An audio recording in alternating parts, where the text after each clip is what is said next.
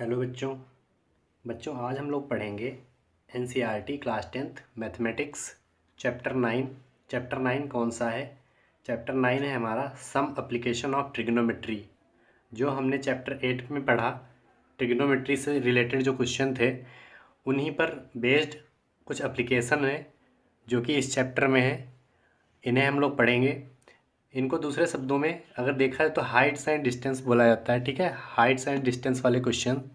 ठीक है, कैसे करेंगे इन क्वेश्चंस को? तो उससे रिलेटेड जो इंट्रोडक्शन है उसे हम पहले देखते हैं। तो उसका इंट्रोडक्शन कुछ इस तरीके से दिया हुआ है। देखो, जितने भी क्वेश्चन होंगे सब में ट्राइंगल ही यूज होगा, जो कि हम ट्रिग्नोमेट्री में यूज करते आ रहे हैं। अब ट्राइंगल में यहाँ जो साइड्स हैं उन्हें वही बोलेंगे कि ये परपेंडिकुलर है होगा, ये बेस होगा। अगर एंगल यहाँ पर है तो उसके लिए परपेंडिकुलर यही, बेस यही, और ये हाइपोटेनस। लेकिन ये जो हमारा AC दिख रहा है इसे हम लाइन ऑफ साइट बोलेंगे। क्यों? क्योंकि कभी हम जब नीचे से, समझ लो कि हम अगर कोई टावर के ऊपर देख रहे हो, टावर का जो टॉप है, तो लाइन ऑफ साइट ये बोली जाएगी। यहाँ हम लोग हैं, यहाँ से हम क्या देख रहे हैं? यहाँ टावर है, टावर का टॉप है। ठीक है, तो उसे हम लाइन ऑफ साइट बोलेंगे। और ये जो एंगल होगा, इस एंगल को हम बोलेंगे एंगल ऑफ एलिवेशन। ठीक है, इसी तरीके से अगर कोई टावर है और टावर के ऊपर से हम लोग ग्राउंड में देख रहे हैं, कोई ऑब्जेक्ट है यहाँ पर, उसको देख रहे हैं। ठीक है, तो इस एंगल को क्या बोलेंगे? Angle of depression. बस इस चीज़ का ध्यान रखना कि एंगल ऑफ एलिवेशन क्या होता है और एंगल ऑफ डिप्रेशन क्या होता है। तो एंगल ऑफ एलिवेशन क्या होता है, इतना ध्यान रखो कि एंगल ऑफ एलिवेशन जो होता है वो नीचे से ऊपर की तरफ बनेगा, और जो एंगल ऑफ डिप्रेशन होता है वो ऊपर से नीचे की तरफ बनेगा। ऊपर ये जो लाइन दिख रही है इसके साथ में जो एंगल बनेगा वो हमारा होगा एंगल ऑफ डिप्रेशन। यहीं पर एक चीज़ और भी देख लेते हैं। देखो, जो ये एंगल है और इस एंगल के इक्वल ही ये एंगल होगा। क्यों? क्योंकि इसे हम बोलते हैं अल्टरनेट इंटीरियर एंगल। ये अगर हम ये एक लाइन ये पैरेलल खींच दें और एक ये लाइन पैरेलल खींच दें तो ये एंगल इस एंगल के इक्वल में हो जाएगा, और इधर वाला एंगल इधर वाले एंगल के इक्वल हो जाएगा। ठीक है, इन्हें हम बोलते हैं अल्टरनेट इंटीरियर एंगल। ठीक है बच्चों, अब हम लोग इसके क्वेश्चंस देखते हैं। सबसे पहले तो जो इसके एग्जाम्पल दिए हुए हैं वो सारे एग्जाम्पल हम लोग सॉल्व करेंगे। पहला एग्जाम्पल दिया हुआ है, कह रहे हैं a tower stands vertically on the ground from a point on the ground which is 15 metre away from the foot of the tower.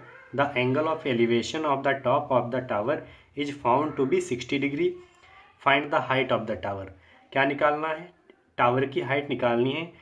शुरुआत से देखते हैं क्या है क्वेश्चन। कह रहे अ tower stands vertically on the ground. Ground में क्या है? एक वर्टिकली टावर खड़ा हुआ है। From a point on the ground, ground के एक पॉइंट से जो कि 15 मीटर दूर है। कहाँ से? टावर के नीचे से। The angle of the elevation of the top of the tower, वहाँ से एंगल ऑफ एलिवेशन बन रहा है किसका? टावर के टॉप का 60 डिग्री। तो कह रहे हैं find the height of tower. तो टावर की हाइट निकालनी है। इसका फिगर हम लोग बना लेते हैं। फिगर कैसे बनेगा देखते हैं। क्या कौन सा क्वेश्चन? पहला क्वेश्चन है एग्जाम्पल 1। एग्जाम्पल देखते हैं। कह रहे अ टावर स्टैंड्स वर्टिकली। उन्होंने टावर बोला है कि ग्राउंड में एक टावर है। ठीक है, इस तरीके से हमने टावर बना लिया। ठीक, इसके बाद में कह रहे हैं ग्राउंड के एक पॉइंट से जो कि 15 मीटर दूर है। कहाँ से? टावर के नीचे से। 15 मीटर दूर है टावर के नीचे से। तो ये ग्राउंड पर एक पॉइंट लिया जो कि टावर से कितना दूर है? 15 मीटर दूर है। और कह रहे हैं इस पॉइंट से टावर के टॉप का जो एलिवेशन एंगल बन रहा है वो कितना है? 60 डिग्री है। तो कह रहे हैं टावर की हाइट निकालो। ये हमारा क्या है? टावर है ना, इसकी क्या कह रहे हैं? हाइट निकालो। तो हाइट को हम h कंसीडर कर रहे हैं। ठीक है, अब देखते हैं इसको कैसे सॉल्व करेंगे। अच्छा, अब हमें क्या दिख रहा है? अब हमें ट्राइंगल दिख रहा है ना।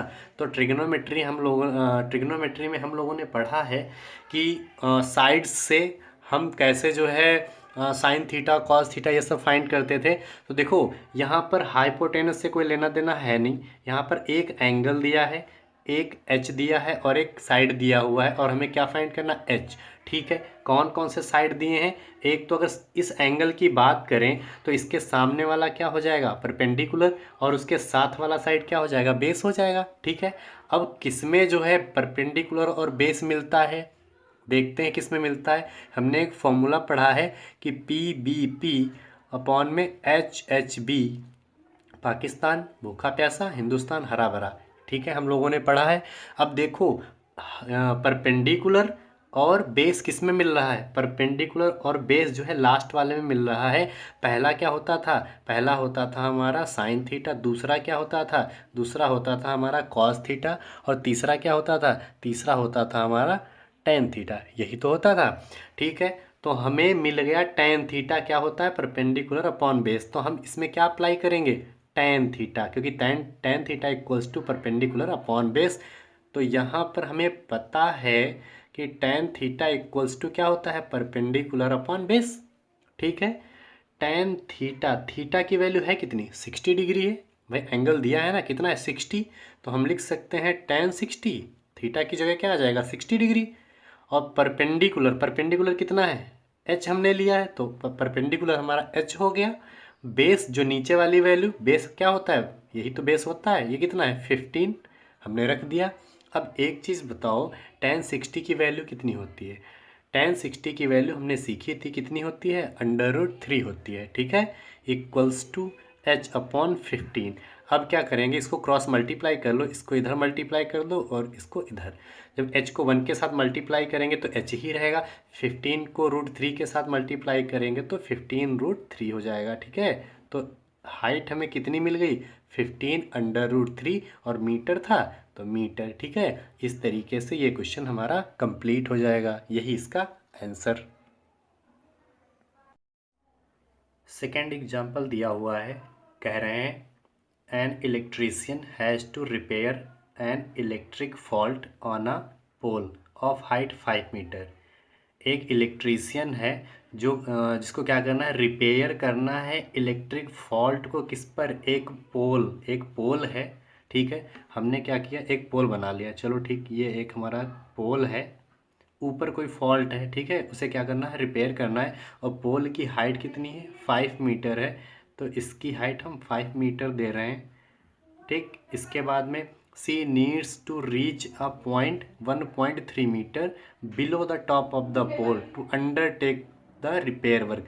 मतलब कहा जा रहा है कि ये जैसे पोल है, तो वो जो है कहाँ तक उसे पहुँचना है, टॉप से नीचे, टॉप से नीचे कितना, 1.3, टॉप से 1.3 मीटर नीचे तक उसे पहुंच जाना है। और यहाँ से क्या करना है, उसे खड़े होकर क्या करना है, यहाँ पर रिपेयर करना है। जैसा कि आप लोगों ने नॉर्मल लाइफ में देखा होगा बाहर कि खंभों पर रिपेयरिंग कैसे होती है, सीढ़ी लगा लेते हैं, सीढ़ी लगाकर यहाँ से ऊपर रिपेयर कर लेते हैं। तो उसी तरीके से यहाँ पर खड़े होकर क्या करना है, उसे रिपेयर करना है। What should be the length of the ladder, तो कह रहे हैं कितने लेंथ की सीढ़ी की ज़रूरत होगी, विच when inclined at an angle of 60 degree, जिसको inclined यहाँ तक आना है, यहाँ पर सीढ़ी लगेगी कितने की, कह रहे हैं कितने पर इंक्लाइंड होनी चाहिए, कह रहे हैं 60 डिग्री पर होनी चाहिए। इंक्लाइनेशन कितना होना चाहिए, 60 डिग्री होना चाहिए। टू द हॉरिजॉन्टल, हॉरिजॉन्टल के साथ कितना एंगल, 60 डिग्री होना चाहिए। Would enable her to reach the required position, मतलब जो रिक्वायर्ड पोजीशन है वहाँ तक पहुँचने के लिए 60 डिग्री एंगल पर उस सीढ़ी को लगाना होगा। फिर कह रहे हैं also how far from the foot of the pole should she place the foot of the ladder. और साथ में ये भी कहा गया है कि वो जो पोल है, पोल से कितनी दूर पर वो सीढ़ी लगेगी, मतलब ये डिस्टेंस हमें चाहिए, इसको हम x कंसीडर कर रहे हैं। ठीक है, और साथ में सीढ़ी की क्या चाहिए, लेंथ चाहिए, इसको हम l कंसीडर कर रहे हैं। लेंथ l कर लिए और नीचे की इस डिस्टेंस को x हमने कंसीडर कर लिया। ठीक है, तो दो वैल्यू हमें निकालनी है। कैसे निकालेंगे, देखो ट्राइंगल हमें कहाँ तक दिख रहा है, ट्राइंगल यहाँ से ये यहाँ तक और यहाँ तक है, ऊपर की ये डिस्टेंस छूटी हुई है। अच्छा, जितना ट्राइंगल है उतने की बात करेंगे, तो यहाँ पर ये वैल्यू कितनी मिलेगी, इतनी, ये डिस्टेंस कितनी होगी भाई, पूरी 5 मीटर, पूरा पोल क्या है 5 मीटर का है ना, 1.3 ऊपर तो छूट गया। ठीक है, तो ट्राइंगल की बात करें तो ट्राइंगल का ये साइड कितनी कितनी लेंथ का होगा? तो देखो 5 मीटर टोटल थी, तो 5 से ये डिस्टेंस सब्ट्रैक्ट कर दो, तो 5 से 1.3 सब्ट्रैक्ट करेंगे तो कितना बचेगा? ये हमारा आ जाएगा 3.7 मीटर। ठीक है, इस ट्राइंगल को हम फिर से अलग बना रहे हैं। ठीक है, इस ट्राइंगल को हमने क्या किया? अलग बना लिया। ठीक, नीचे को हमने x माना है, ये हमें मिल गया 3.7 मीटर, और इसकी लेंथ हमें फाइंड करनी है। ठीक, इस तरीके से। ठीक, अब देखते हैं कि क्या क्या कर सकते हैं। देखो, इसमें अगर ट्राइंगल की बात करें तो ये हमारा 60 डिग्री है, तो उसके सामने वाला परपेंडिकुलर हो जाएगा और नीचे वाला बेस हो जाएगा, और ये हाइपोटेनस हो जाएगी। तो हाइपोटेनस और परपेंडिकुलर किस में मिलता है? वहाँ अगर हम उसको सॉल्व कर लेंगे तो वहाँ से लेंथ की वैल्यू निकल आएगी, जो सीढ़ी है उसकी लेंथ निकल आएगी। और उसी तरीके से अगर परपेंडिकुलर और बेस की बात करें, इन दोनों को एक साथ ले लें तो हमें x की वैल्यू निकल आएगी। कैसे? मतलब एक फॉर्मूला हम लोगों ने जो पढ़ा है ना कि PBP अपॉन HHB, तो इसको अप्लाई करते हैं, देखते हैं परपेंडिकुलर और हाइपोटेनस किस में है। परपेंडिकुलर हाइपोटेनस सबसे पहले क्या होता है? साइन। तो अगर हम साइन थीटा अप्लाई करेंगे तो हमें इसमें से लेंथ की वैल्यू निकल आएगी। और लास्ट ये कौन सी दिख रही है? परपेंडिकुलर और बेस, तो परपेंडिकुलर बेस हमें tan में दिख रहा है। ठीक है, तो हम अगर tan अप्लाई करेंगे तो हमें x की वैल्यू निकल आएगी। तो ठीक है, इस तरीके से करते हैं। पहले हम साइन अप्लाई कर रहे हैं। ठीक, हमें पता है कि साइन थीटा क्या होता है? साइन थीटा क्या? तो perpendicular upon hypotenuse, perpendicular upon hypotenuse होता है। अब देखो, इस ट्राइंगल में 60 के लिए पहले तो थीटा कितना है? 60, तो थीटा की जगह पर 60 हो गया। ठीक है, परपेंडिकुलर, इसके लिए परपेंडिकुलर सामने वाला तो 3.7, और हाइपोटेनस, हाइपोटेनस जो सबसे बड़ी साइड होती है मतलब L। ठीक है, साइन 60 की वैल्यू कितनी होती है? साइन 60 की वैल्यू होती है √3/2, और 3.7 इधर है ही और L इधर है। इसमें क्वेश्चन में कहा गया कि √3 की वैल्यू कितनी रख दो? 1.73 रख दो। ठीक है, इस √3 पहले तो क्रॉस मल्टीप्लाई कर लो। जब क्रॉस मल्टीप्लाई करेंगे तो L जो है √3 के साथ मल्टीप्लाई हो जाएगा, √3L हो जाएगा, और 2 जो है इसके साथ मल्टीप्लाई हो जाएगा, तो 2 3.7 और 2 आपस में मल्टीप्लाई हो जाएंगे। ठीक, अब √3L के साथ क्या है? मल्टीप्लाई है ना, तो इसको उधर भेजेंगे तो डिवाइड में हो जाएगा। तो L इक्वल्स टू 3.7 इंटू 2, ये कहाँ आ गया? डिवाइड में आ गया। ठीक है, इसको मल्टीप्लाई कर लें, या अभी रुक जाओ, मल्टीप्लाई ही कर लेते हैं। तो L इक्वल्स टू 2 7 जा 14, और 2 3 जा 6, और 1 7, और नीचे √3 की वैल्यू उन्होंने कितनी कही है? 1.73, तो 1.73। ठीक है, पॉइंट के बाद एक है, पॉइंट के बाद एक है, तो पॉइंट हटा देंगे तो कोई फ़र्क नहीं पड़ेगा, बस एक यहाँ जीरो लगा लेते हैं। ठीक है, क्योंकि यहाँ 3 दिया है, 2 पॉइंट के 2 टर्म आगे दिए हुए हैं, तो यहाँ पर भी 2 टर्म कर लेते हैं। तो L हमें यहाँ क्या मिल रहा है? L की वैल्यू यहाँ पर हमें मिल रही है 740/173। इसको डिवाइड कर लेते हैं। जब हम डिवाइड करेंगे तो कितना मिलेगा? 740, यहीं पर हम लोग कर रहे हैं, देखते हैं कितने टाइम्स जाएगा। शायद 6 टाइम जाएगा। 6 टाइम नहीं जाएगा, 5 टाइम जाएगा। तो 5 से करते हैं, 5 3 जा 15, 5 7 जा 35, 35 और 1 36, और 5 1 जा 5 2 7, ये भी ज़्यादा हो रहा है तो 4 से कर लेते हैं। 4 3 जा 12, 4 7 जा 28, 28 और 29, 4 1 जा 4 2 6। सब्ट्रैक्ट करते हैं, यहाँ 8, यहाँ है हमारा 4, तो इधर से आएंगे, यहाँ हो जाएगा 13, 13 से 9 जाएगा तो 4।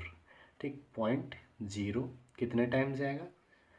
2 टाइम्स जाएगा। ठीक है, तो 2 टाइम्स ये जाएगा। ठीक है, उसको तो कितनी वैल्यू यहाँ पर मिल रही है? 4.2। तो यहाँ पर हम लोग लिख सकते हैं कि L की वैल्यू कितनी हो जाएगी? 4.2 मीटर।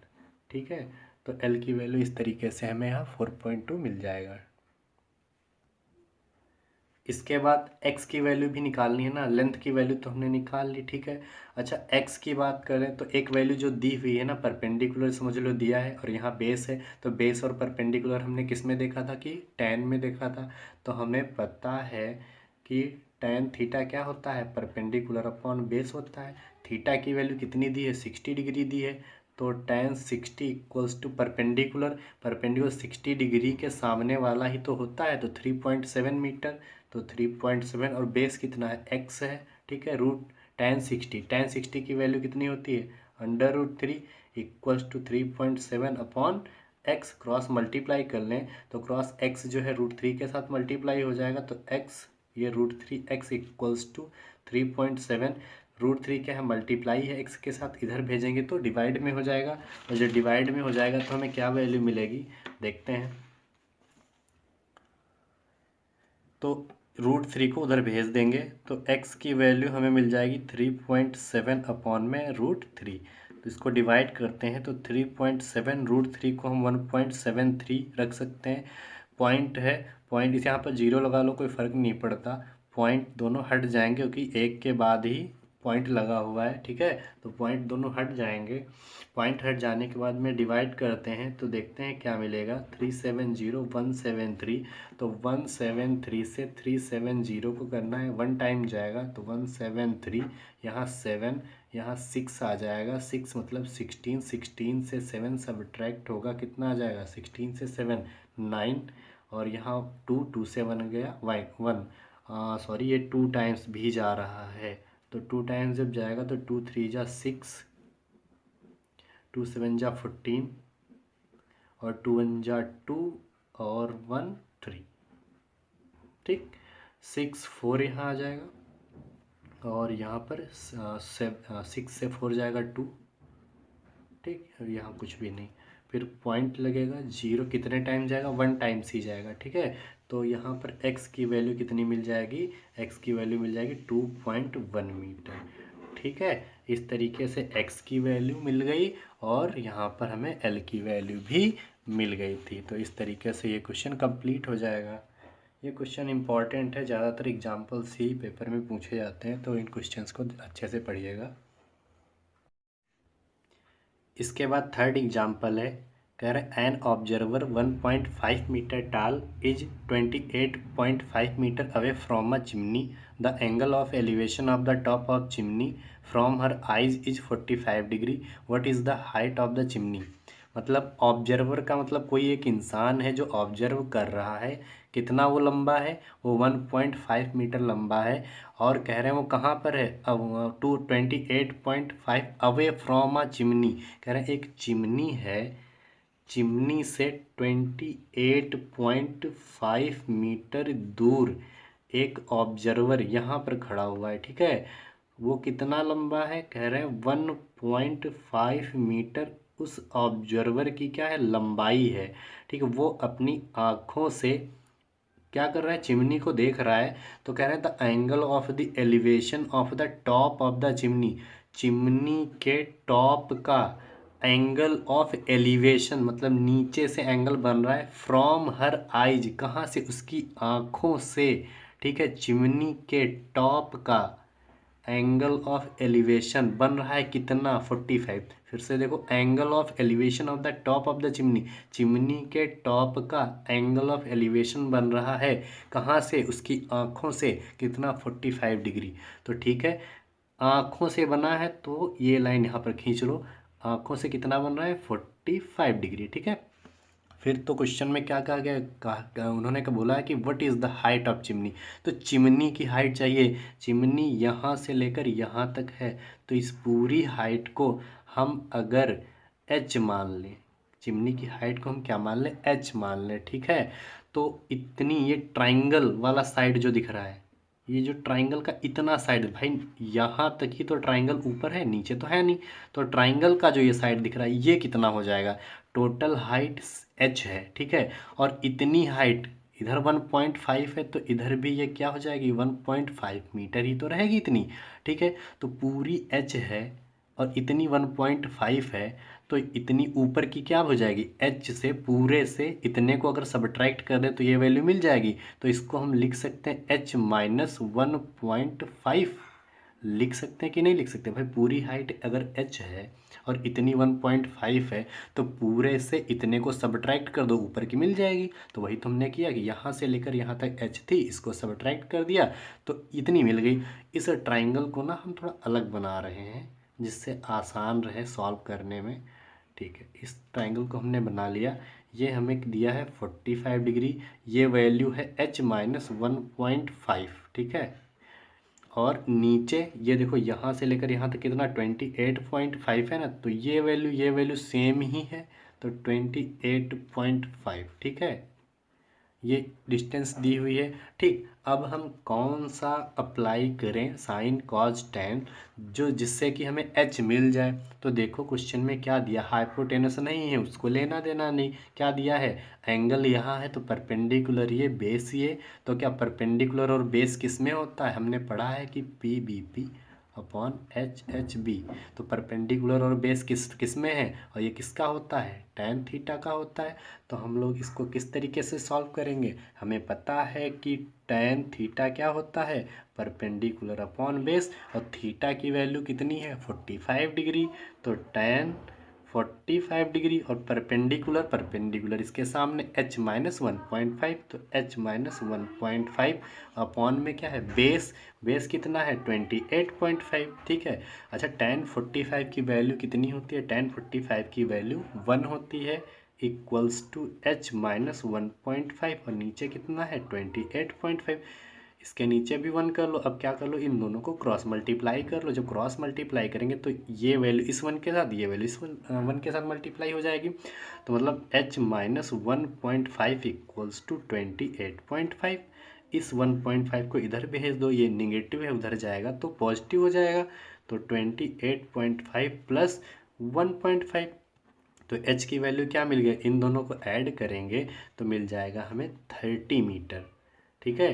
तो हाइट चिमनी की कितनी है, 30 मीटर है। तो यही हमारा आंसर, उन्होंने h की वैल्यू ही तो पूछी थी, तो h की वैल्यू इस तरीके से हम लोग निकाल लेंगे।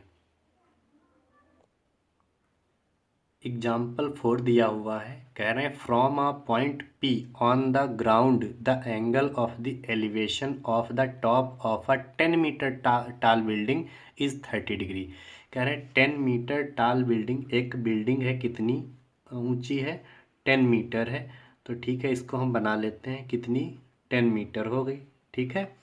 इसके बाद में उन्होंने ऊपर क्या बोला है कि from a point P on the ground, ground पर कोई पॉइंट P है, वहाँ से एंगल ऑफ एलिवेशन बन रहा है टॉप का, किसका टॉप का, टॉल बिल्डिंग जो है ना 10 मीटर, उसके टॉप का, ठीक है। कितना 30 डिग्री।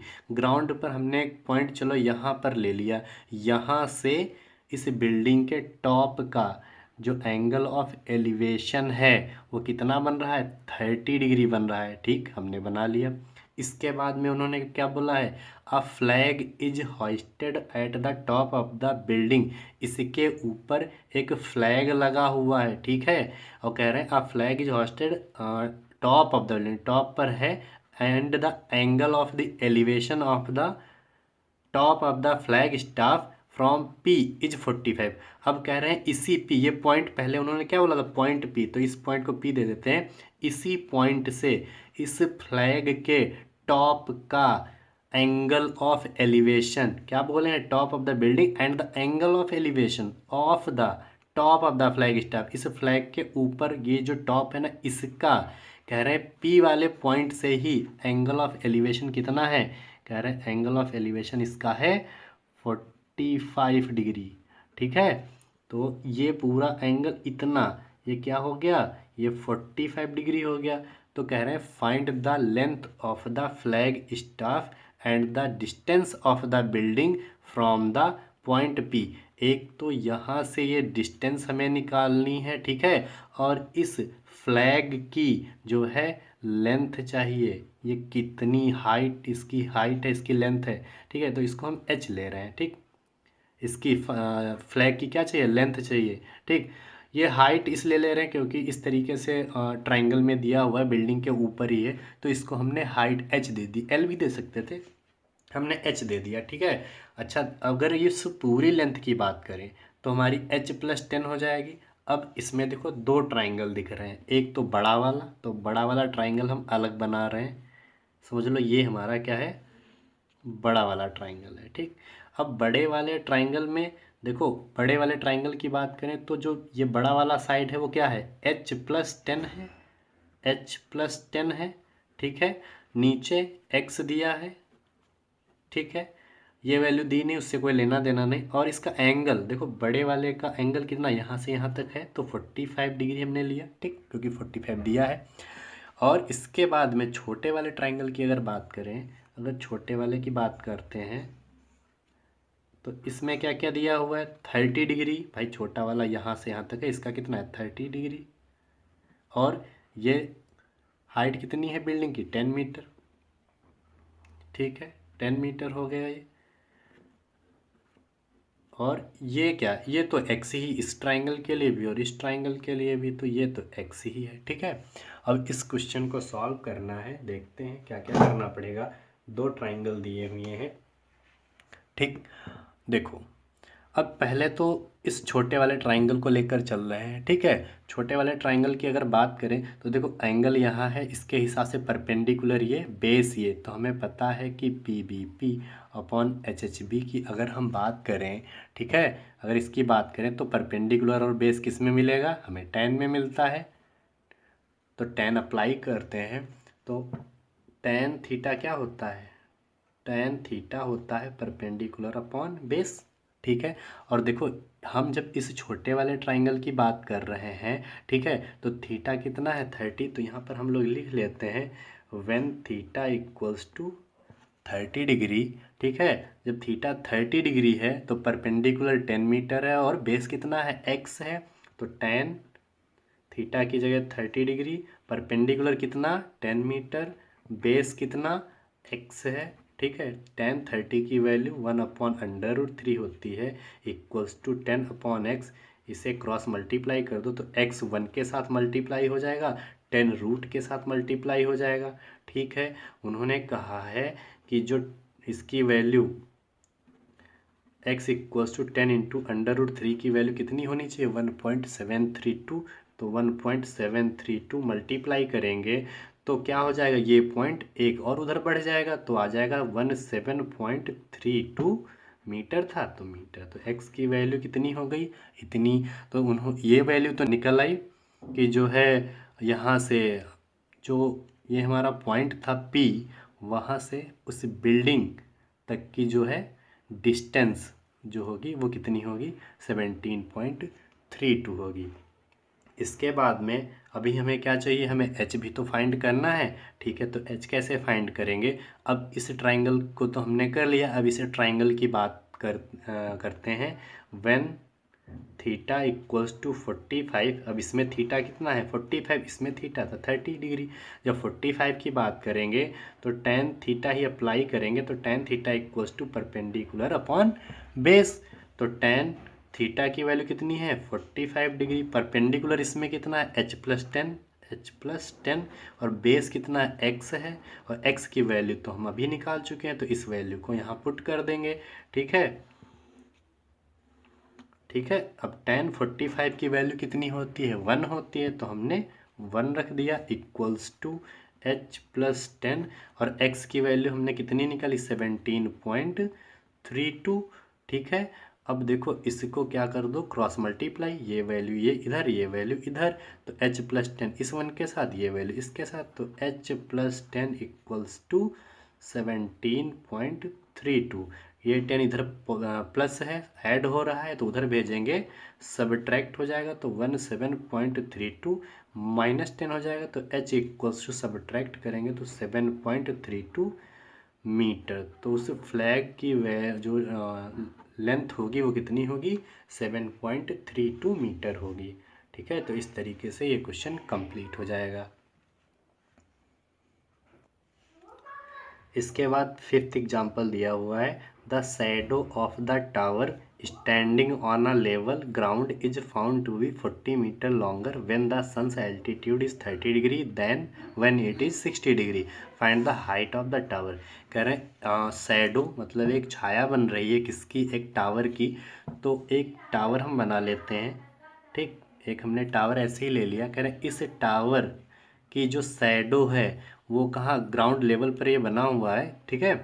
कह रहे हैं वो जो शैडो है वो कितनी मिल रही है, कह रहे हैं 40 मीटर लॉन्गर, 40 मीटर लंबी मिल रही है, व्हेन जब सन्स एल्टीट्यूड, जब सूरज का एल्टीट्यूड जो है 30 डिग्री से 60 डिग्री हो जा रहा है।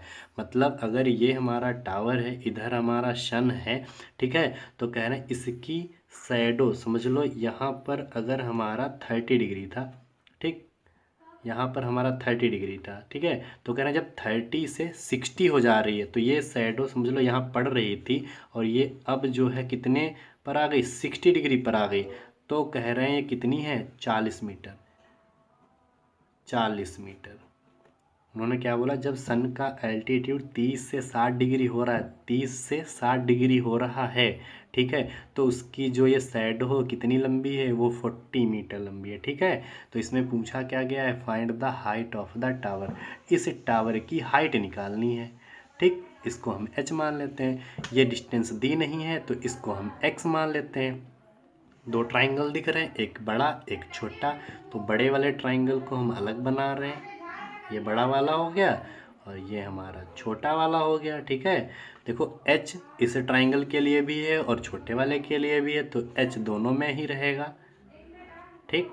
उसके बाद में देखो 40 मीटर, अगर बड़े वाले ट्राइंगल की बात करें तो 40 और x दोनों साथ में रहेंगे, तो मतलब 40 प्लस x रहेगा, क्योंकि पूरी डिस्टेंस है यहाँ से लेकर यहाँ तक। और छोटे वाले की बात करें तो ये x ही रहेगा, ठीक।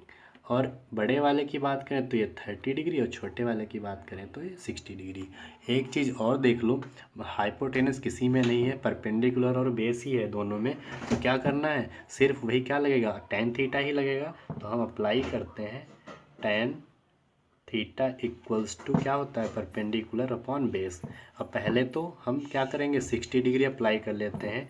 When theta equals to 60 degree, जब 60 डिग्री अप्लाई करेंगे तो हमें क्या मिलेगा, देखो थीटा की जगह 60, तो टेन 60 इक्वल्स टू 60 के लिए परपेंडिकुलर h है, बेस x है, तो परपेंडिकुलर h है और बेस x है। 60 की वैल्यू होती कितनी है, √3 होती है। h upon x cross multiply कर देंगे तो x रूट के साथ मल्टीप्लाई हो जाएगा h1 के साथ, मतलब h इक्वल्स टू एक्स √3, ये वैल्यू हमें मिल जाएगी। इसे चाहे 1 दे दो, ठीक है। इसके बाद में अब 30 डिग्री अप्लाई कर रहे हैं, तो when theta equals to 30 degree, जब 30 डिग्री होगा तो हमें क्या मिलेगा, तो टेन 30 डिग्री, भाई टेन थीटा क्या होता है, परपेंडिकुलर अपॉन बेस। अब थीटा 30 है तो टेन 30 इक्वल्स टू परपेंडिकुलर, इस 30 में परपेंडिकुलर कितना h है और बेस कितना 40 प्लस एक्स है, 40 प्लस एक्स है, ठीक है। टेन 30 की वैल्यू कितनी होती है, 1/√3 होती है, equals to h upon 40 plus x, ठीक है। इसको क्रॉस मल्टीप्लाई कर लेते हैं। जब क्रॉस मल्टीप्लाई करेंगे तो 40 प्लस एक्स 1 के साथ, h √3 के साथ, तो मतलब √3h equals to 40 plus x, ठीक है। इसको और आगे सॉल्व करते हैं, ठीक है, देखते हैं क्या मिलेगा। ये √3 क्या है, पहले तो इसमें एक चीज़ देखो, क्वेश्चन में क्या पूछा गया था, क्वेश्चन में पूछा गया था हाइट ऑफ द टावर, हमें h की वैल्यू निकालनी है। तो ऐसा करते हैं, इस इक्वेशन से, 1 वाली इक्वेशन से इसको थोड़ा सा और ऊपर पहले ही सॉल्व कर लेंगे। इस √3 को क्या करो, इधर भेज दो, तो यहाँ पर x की वैल्यू, x के साथ क्या है, √3 मल्टीप्लाई है, इस √3 को इधर भेज देंगे तो क्या हो जाएगा, डिवाइड में हो जाएगा, तो x equals to h upon √3 मिल जाएगा, ठीक है। इस x की वैल्यू को यहाँ पर पुट कर दो, ठीक है, तो हमें क्या मिल जाएगा, देखो √3h ये दिया है, इक्वल्स टू 40 प्लस x की वैल्यू कितनी है, h अपॉन √3, तो h अपॉन √3, सिर्फ x की जगह हमने वैल्यू पुट की, ठीक। अब देखो क्या करना है, इस वैल्यू को इधर ले आओ, तो √3h minus h upon √3 equals to 40। इसमें से, इन दोनों में से क्या कॉमन दिख रहा है, h दोनों में है, कॉमन ले लो, तो h कॉमन ले लेंगे तो √3 माइनस 1 अपॉन √3 इक्वल्स टू 40 मिलेगा। इसको सॉल्व करते हैं, इसको सॉल्व करेंगे तो क्या मिलेगा, देखो h ब्रैकेट, ये √3, इसके नीचे कुछ नहीं तो 1 होगा, इसका एलसीएम लेंगे तो √3 ही आएगा। ऐसा करते हैं, इसको इधर मल्टीप्लाई कर दो, इस 1 को इधर मल्टीप्लाई कर दो और इन दोनों को आपस में मल्टीप्लाई कर दो, तो क्या मिलेगा, √3 1 से मल्टीप्लाई हो जाएगा तो √3 ही रहेगा, √3 इस √3 से मल्टीप्लाई हो जाएगा तो क्या मिलेगा, भाई रूट और रूट मल्टीप्लाई होकर सिर्फ 3 मिलेगा, और माइनस ये 1 1 के साथ मल्टीप्लाई होगा तो सिर्फ 1 मिलेगा। Bracket equals to 40। अब क्या मिलेगा, देखो h है, कोई नहीं, इसको अभी ऐसे ही रखो h। 3 से 1 सब्ट्रैक्ट हो जाएगा तो क्या 2 मिलेगा, और नीचे √3 पहले से ही दिया है, इक्वल्स टू 40। ये वैल्यू क्या है, मल्टीप्लाई है h के साथ, उधर भेजेंगे तो डिवाइड में हो जाएगी। अच्छा एक चीज़ देखो, √3 क्या है, नीचे है, डिवाइड है, तो उधर भेजेंगे तो मल्टीप्लाई हो जाएगा, और ये 2 क्या है, इसके साथ मल्टीप्लाई है, तो उधर भेजेंगे तो डिवाइड में हो जाएगा। या ऐसे भी कर सकते हैं, ये नीचे है तो इक्वल के उधर जाएगी तो ऊपर हो जाएगी, और जो ऊपर है वो कहाँ आ जाएगी, नीचे आ जाएगी। 2 से डिवाइड करेंगे, 2 2 जा 4, तो 20, तो h की वैल्यू कितनी मिलेगी, 20√3 मीटर। हमें h ही फाइंड करना था, तो h की वैल्यू इस तरीके से कितनी हो जाएगी, 20√3। यहाँ पर फिर से देख लेते हैं, देखो इस तरीके की वैल्यू दिख रही थी, h दोनों में कॉमन था, हमने ले लिया, उसके बाद में √3 माइनस 1/√3 मिला। कुछ नहीं, इसको एलसीएम लेके सॉल्व करना था, सबसे आसान तरीका, इस वैल्यू को इधर मल्टीप्लाई कर दो, इस वैल्यू को इधर, और इन दोनों को आपस में, तो √3 मल्टीप्लाई होके 3, 1 और 1 1, और √3 और 1 √3, 3 से 1 गया 2, और नीचे √3 था ही, अब क्या कर दिया, जो ऊपर है वो नीचे और जो नीचे है वो ऊपर, सॉल्व कर लिया, हमें h की वैल्यू मिल गई 20√3। ठीक है। 6th एग्जाम्पल दिया हुआ है, कह रहे हैं क्वेश्चन में कि the angle of the depression of the top and the bottom of an 8 metre tall building from the top of a multi-storied building are 30 degree and 45 degree. Question में क्या कहा गया कि the angle of the depression, अब देखो depression angle की बात कर रहे हैं, इसका मतलब एंगल जो है ऊपर से नीचे की तरफ बनेगा, ठीक है। Of the top and the bottom of an 8 metre tall building, कह रहे हैं एक 8 मीटर टाल बिल्डिंग है, 8 मीटर ऊंची बिल्डिंग है, ठीक है। कह रहे हैं इसके टॉप का और बॉटम का, कह रहे हैं एंगल ऑफ डिप्रेशन बन रहा है, देखो फिर से पढ़ते हैं, एंगल ऑफ डिप्रेशन बन रहा है कहाँ, ऑफ द टॉप, टॉप का, और बॉटम का, कह रहे हैं ऑफ एन 8 मीटर, किसका, 8 मीटर टाल बिल्डिंग जो है उसका, ठीक है।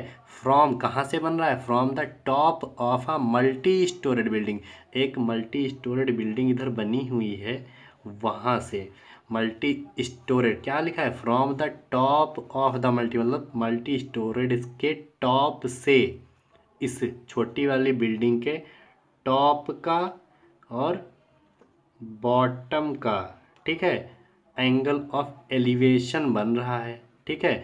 तो पहले top of multi storeyed building are 30 degree, कितना बन रहा है, एक 30 डिग्री बन रहा है, और दूसरा 45 डिग्री, सॉरी ये एंगल ऑफ डिप्रेशन बन रहा है, ठीक है। तो एंगल ऑफ डिप्रेशन ऊपर से बनता है, ठीक। तो ये हमारा ऊपर से कह रहे हैं, जो टॉप का बन रहा है, देखो पहले क्या लिखा है यहाँ पर, यहाँ लिखा है टॉप, तो एंगल पहले 30 डिग्री, तो टॉप का कितना बन रहा है, 30 डिग्री बन रहा है, और उसके बाद में कह रहे हैं बॉटम, बॉटम का कितना बन रहा है 45, तो यहीं से लेकर ये कितना, ये वैल्यू ये 45 होगी। फिर से देख लेते हैं, हमने क्या बोला कि 30 डिग्री कहाँ पर बनेगा, देखो 30 डिग्री जो है ये इतना एंगल, ये क्या होगा 30 डिग्री होगा, और ये पूरा एंगल यहाँ से लेकर ये कितना हो जाएगा 45 डिग्री हो जाएगा, ठीक है। और 30 डिग्री हमारा सिर्फ अंदर वाला इतना रहेगा, ठीक। अब एक चीज़ हमने सीखी है कि अल्टरनेट इंटीरियर एंगल, मैंने बोला था अगर इस तरीके से कुछ दिया हुआ है, ठीक है, तो ये एंगल जो है वो इसके इक्वल होता है, ठीक, और इधर वाला एंगल इसके इक्वल होता है, ठीक। तो ये क्यों ऐसा हो रहा है, अल्टरनेट इंटीरियर एंगल, तो देखो यहाँ पर क्या दिख रहा है, इधर वाला एंगल इधर के इक्वल हो जाएगा, इधर वाला एंगल इधर वाले के इक्वल हो जाएगा। उसी तरीके से बड़ा वाला ये एंगल जो दिख रहा है, इस लाइन, देखो जिस लाइन के साथ बन रहा है उसी के साथ इक्वल, तो ये एंगल इस लाइन के साथ है ना, तो ये एंगल इसके बराबर में हो जाएगा। अगर ये एंगल 45 डिग्री है तो ये 45 डिग्री हो जाएगा। उसी तरीके से ये छोटा वाला एंगल इस लाइन के साथ है ना, ये 30 है, तो ये कितना हो जाएगा 30 डिग्री हो जाएगा। इन दोनों ट्राइंगल को हम क्या कर रहे हैं, अलग अलग बना रहे हैं, जिससे बहुत ही आसान हो जाएगा, ठीक है। देखो छोटा वाला ट्राइंगल ये कौन सा है 30 डिग्री वाला। ठीक भाई 30 यहाँ अब हमने ले लिया, अब ऊपर को भूल जाओ, अब 30 डिग्री यहाँ पर हमने ले लिया। ये हमें क्या दिख रहा है, ये हमें 30 डिग्री के हिसाब से परपेंडिकुलर और ये बेस। और देखो ये वैल्यू और ये वैल्यू दोनों सेम है, तो इसको हम x भी कंसीडर कर सकते हैं क्योंकि सेम ही है, तो इसको भी x ही माना जाएगा। तो नीचे की वैल्यू जो हमने कंसीडर की वो क्या है, x है। ठीक, उसके बाद में अब क्वेश्चन में आगे पढ़ लेते हैं। पहले तो हाँ ये बड़ा वाला भी बना लेते हैं अलग। बड़ा वाला जो हमें दिख रहा है कुछ इस तरीके से, ठीक है। ये कितना है 45 डिग्री और ये वैल्यू तो x ही है, ठीक है। अब क्वेश्चन में क्या क्या दिया हुआ है, 8 मीटर इतना ये दिया हुआ था पहले से, कितना यहाँ से लेकर यहाँ तक दिया था, तो पूरे ट्राइंगल का तो दिया नहीं है, तो हम क्या करेंगे इसको जो है कुछ कंसीडर कर लेंगे। ये पूरी वैल्यू नहीं दी हुई है, हम इतने को पहले कंसीडर कर लेते हैं, इतनी वैल्यू। ये क्या हम कंसीडर कर लें, इसको h कंसीडर कर लो। इतनी वैल्यू को हम क्या कंसीडर कर लिए हैं, h कंसीडर कर लिए। तो पूरी डिस्टेंस यहाँ से लेकर यहाँ तक कितनी हो जाएगी भाई, h यहाँ से लेकर यहाँ तक है और यहाँ से लेकर यहाँ तक कितना है 8 मीटर है, तो पूरी कितनी हो जाएगी h+8 हो जाएगी। तो ये यहाँ से लेकर यहाँ तक h+8 हो गई। तो मतलब बड़े वाले ट्राइंगल के लिए अगर बात करें तो यहाँ से लेकर यहाँ तक डिस्टेंस कितनी है, h+8 है, ठीक है। और छोटे वाले के लिए, छोटा वाला ट्राइंगल तो सिर्फ ऊपर था ना, तो यहाँ से लेकर यहाँ तक h ही है, तो ये हमारी h हो गई, ठीक है।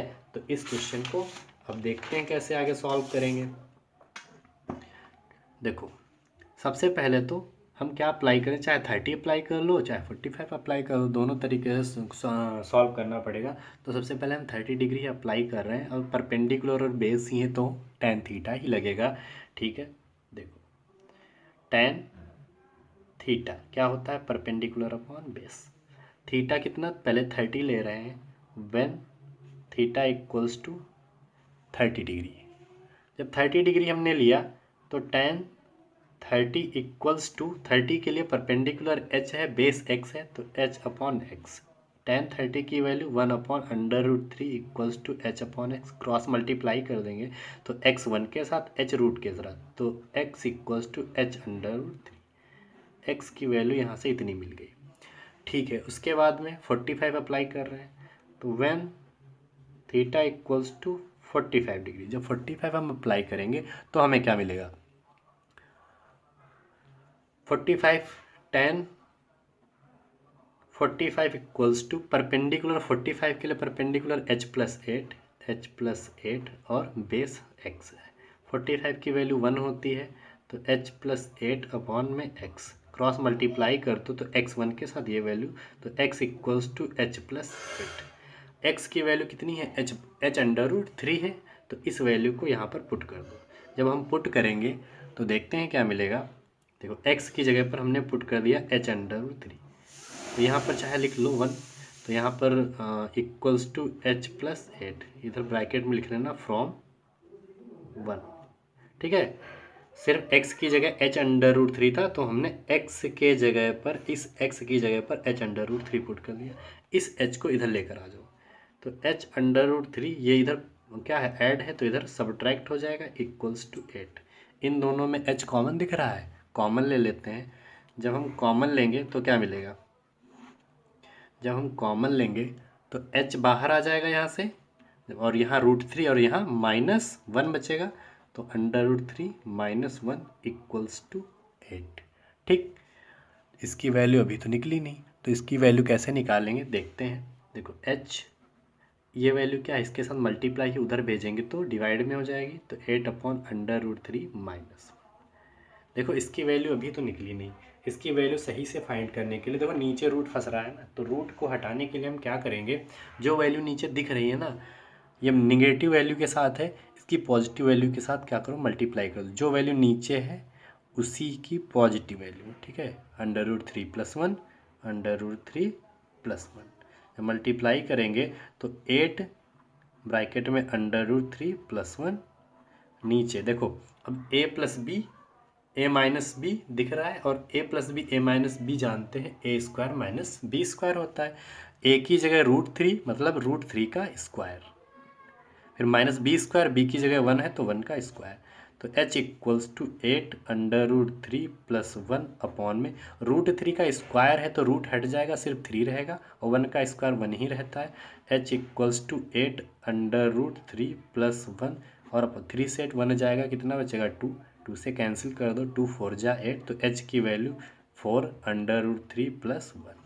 तो हाइट कितनी हो गई, किसकी हाइट ये है, h की वैल्यू ये जो थी ये ऊपर, ये हमारी h की वैल्यू थी, तो ये हमारी हो गई h 4√3 + 1। ये सिर्फ h की वैल्यू आई है, h मतलब इतनी वैल्यू यहाँ से लेकर यहाँ तक। क्वेश्चन में क्या क्या पूछा था, find the height of the multi storeyed building. Multi storeyed building मतलब यहाँ से लेकर यहाँ तक कितनी हाइट होगी, पूरी हाइट। तो लिख लेते हैं, so multi storeyed, so length of, sorry, so height of multi storeyed building.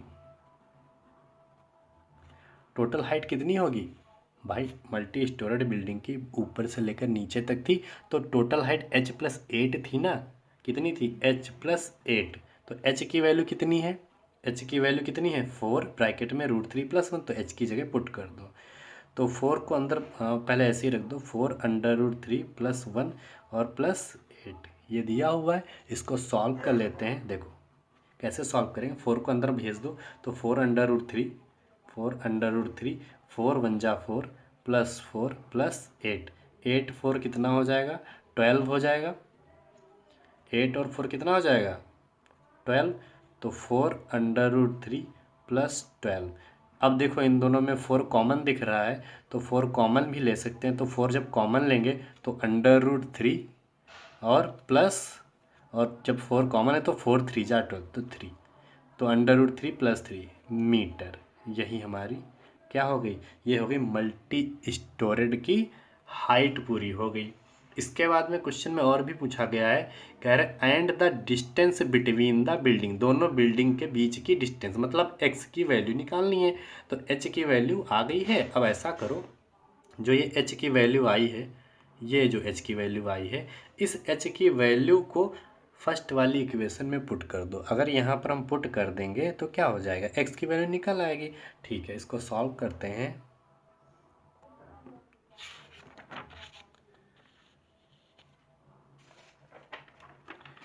देखते हैं क्या मिलेगा।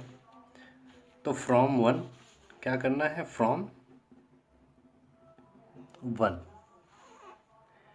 तो दूसरे पेज पर कर रहे हैं। ठीक है, फ्रॉम 1 पहली इक्वेशन थी क्या, क्वेश्चन क्या था, क्या x इक्वल्स टू हमें मिला था h√3, x इक्वल्स टू क्या मिला था h√3। ठीक है, तो x इक्वल्स टू h की वैल्यू हमने निकाली 4 ब्रैकेट में √3 + 1, √3 + 1, और √3 देखो h है फिर √3 है ना, तो h की वैल्यू तो ये है और साथ में √3 भी है। ठीक है, क्या करो, इसको मल्टीप्लाई कर दो, तो x इक्वल्स टू, जो मल्टीप्लाई करेंगे सिर्फ √3 को अंदर भेज दो, क्योंकि रूट लगा है तो अंदर भेज देंगे, आसान है। 4 को बाहर ही रखो, तो 4 √3 और ये √3 आपस में मल्टीप्लाई होकर 3 हो जाएगा, और प्लस √3 1 के साथ मल्टीप्लाई होगा तो √3, और यही मीटर। तो x की वैल्यू कितनी मिल गई 4 ब्रैकेट में 3 + √3 मीटर। देखो दोनों की वैल्यू सेम आई है, मल्टी स्टोरेड बिल्डिंग की भी वही वैल्यू थी 4 ब्रैकेट में √3 + 3।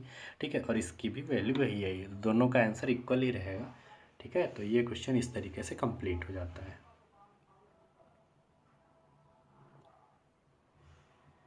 इसके बाद 7th एग्जाम्पल है। 7th एग्जाम्पल क्या दिया है देखते हैं। 7th एग्जाम्पल में कह रहे हैं from a point on a bridge, कह रहे हैं ब्रिज पर एक कोई पॉइंट है, वहाँ से अक्रॉस अ रिवर, रिवर के दोनों तरफ the angle of depression of the banks on opposite side, मतलब दोनों किनारों पर क्या है, रिवर के, नदी के दोनों किनारों का और डिप्रेशन एंगल बन रहा है 30 डिग्री और 45 डिग्री। तो कह रहे हैं if the bridge is at a height, और ब्रिज की हाइट दी हुई है, कह रहे हैं 3 मीटर है।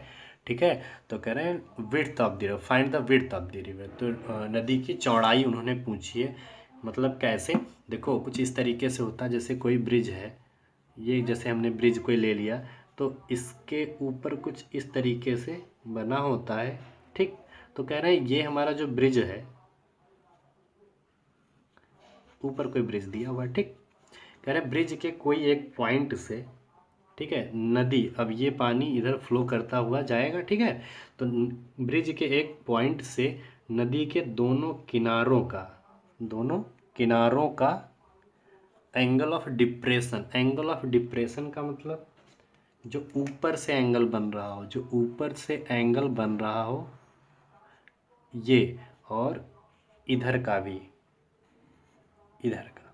तो कह रहे एक 30 डिग्री, ये जो है 30 डिग्री बन रहा है और इधर वाला 45 डिग्री बन रहा है, ठीक है। और कह रहे हैं यहाँ पर एट अ हाइट, इस ब्रिज की यहाँ से अगर हाइट की बात करें तो कितना है, 3 मीटर है, ठीक है। तो इसमें क्या निकालना है, नदी की चौड़ाई निकालनी है। तो ये कितना दिया है, 3 मीटर, ये हमारी नदी की चौड़ाई है। तो यहाँ से लेकर ये पूरी क्या है, चौड़ाई है, ठीक है। तो ऐसा करते हैं, ये बीच से डिवाइड एक्चुअली हो रहा है, तो हम इधर वाली वैल्यू को ए कंसीडर कर रहे हैं और इधर वाली वैल्यू को बी कंसीडर कर रहे हैं। तो दो ट्राइंगल दिख रहे हैं, देखो 30, अब जैसे अभी हमने बोला था ना अल्टरनेट इंटीरियर एंगल, तो देखो 30 डिग्री यहाँ दिख रहा है। तो इस लाइन के साथ जो ये एंगल बन रहा है ये कितना हो जाएगा हमारा, 30 हो जाएगा। उसी तरीके से इस लाइन के साथ ये 45 बन रहा है, तो इस लाइन के साथ यहाँ जो एंगल बनेगा वो कितना बनेगा, 45 डिग्री बनेगा। दो ट्राइंगल दिख रहे हैं, इन दोनों ट्राइंगल को हम बना लेते हैं, ठीक है। एक छोटा वाला इधर 30 डिग्री वाला है, तो ये हमारा हो गया 30 डिग्री वाला एंगल, और इधर हमने दूसरा जो ले लिया वो हो गया हमारा 45 वाला, ठीक है। अब देखो 45 के लिए इस ट्राइंगल की अगर बात करें तो उसके नीचे बी है, इसकी बात करें तो इसके नीचे ए है, ठीक। और यहाँ से लेकर ये 3 मीटर, दोनों में हाइट तो सेम ही है, तो 3 मीटर दोनों में ही रहेगी, ठीक है, दोनों में ही 3 मीटर रहेगा। तो एक बार इसको सॉल्व कर लेते हैं, एक बार इसको, एक बार 30, एक बार 45, और दोनों से सॉल्व करके क्या करेंगे, हम वैल्यू निकाल लेंगे। और परपेंडिकुलर और क्या बेस ही दिया है तो क्या लगेगा, tan ही लगेगा। तो हमें पता है कि tan थीटा क्या होता है, परपेंडिकुलर अपॉन बेस, यही तो होता है। तो जब जो है थीटा कितना 30 डिग्री, जब थीटा 30 डिग्री है तो क्या हो जाएगा, tan 30 इक्वल्स टू 30 में परपेंडिकुलर कितना 3 है, तो 3, और बेस कितना a है, तो tan 30 की वैल्यू कितनी होती है, 1/√3 equals to 3/a, cross multiply करेंगे तो a 1 के साथ मल्टीप्लाई, 3√3 के साथ, तो 3/√3, और मीटर था तो मीटर, ठीक। उसके बाद में 45 अप्लाई कर रहे हैं, तो when theta equals to 45 degree, जो 45 डिग्री में अप्लाई करेंगे तो क्या मिलेगा, तो tan 45 degree equals to perpendicular कितना है, 45 के लिए परपेंडिकुलर सामने वाला साइड मतलब 3, और बेस क्या है, b है, ठीक है। tan 45 की वैल्यू 1 होती है, इक्वल्स टू 3/b, ठीक। अब क्या करेंगे, क्रॉस मल्टीप्लाई कर लो, तो b 1 के साथ 3 1 के साथ, तो b की वैल्यू कितनी हो गई, 3 मीटर, तो b की वैल्यू हमें मिली 3 मीटर, ठीक है। ए की वैल्यू आ गई, बी की वैल्यू आ गई, हमें क्या चाहिए था, width of the river, width मतलब चौड़ाई नदी की। तो नदी तो यहाँ से लेकर यहाँ तक ये पूरी बह रही है ना भाई, यहाँ से लेकर पूरी बहेगी, तो ए और बी इन दोनों को क्या हम दोनों ऐड कर देंगे तो नदी की चौड़ाई हो जाएगी। तो हमें क्या निकालना है, so width of river, width of river निकालते हैं क्या, a प्लस बी। तो a की वैल्यू कितनी है, 3/√3, और b की वैल्यू कितनी है, 3। इन दोनों में 3 कॉमन है, कॉमन ले लो तो मिलेगा क्या, √3 + 1 मीटर। यही हमारी क्या हो जाएगी, नदी की चौड़ाई। तो इस तरीके से ये क्वेश्चन भी कंप्लीट हो जाता है। बच्चों यहाँ पर हमारे सारे एग्जाम्पल जो है ख़त्म हो जाते हैं, ठीक है। इसके बाद हम लोग पढ़ेंगे एक्सरसाइज के क्वेश्चन, जो कि नेक्स्ट वीडियो में हम आपको पढ़ाएंगे।